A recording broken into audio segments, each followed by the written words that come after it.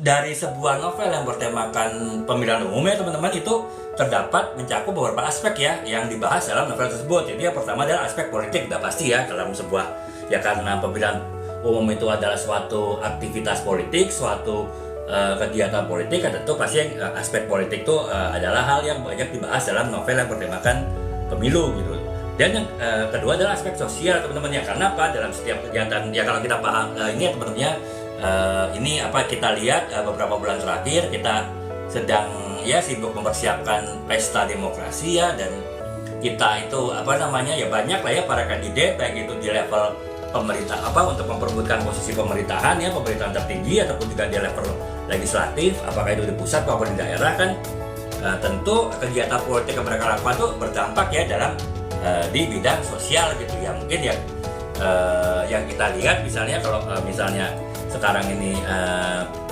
kampanye pemilihan presiden misalnya kan kita lihat ya di level sosial, level masyarakat pun tentu banyak dinamikanya ya, kehangatan tanda petik ya ataupun kepanasan situasi politik di tingkat elit, di tingkat para mereka yang sedang yaitu tadi mencari kekuasaan untuk berusaha mendapatkan kekuasaan, itu juga turun kepada lingkungan sosial ya, apakah ke pendukungnya ataupun juga kepada masyarakat secara luas ya. Yang paling kelihatan mungkin di sosial media ya, kita melihat bahwa tensi ataupun juga tingkat ketegangan di media sosial beberapa bulan terakhir ini cukup meningkat pesat ya. Itu kan berarti itu baru di tingkat media sosial, di tingkat dunia maya ya. Itu pun juga terjadi di dunia nyata gitu, dimana gesekan-gesekan ataupun juga konflik-konflik itu juga menurun ya dari para elitnya kepada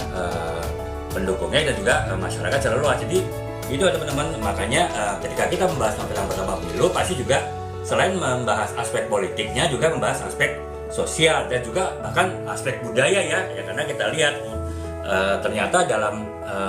kegiatan pemilu pun aspek budaya, aspek sentimen tanda petik ya ataupun preferensi budaya itu juga berpengaruh ya dalam konteks konsolidasi ataupun juga konflik-konflik yang terjadi dari hal-hal yang terkait dengan pemilu. Jadi teman-teman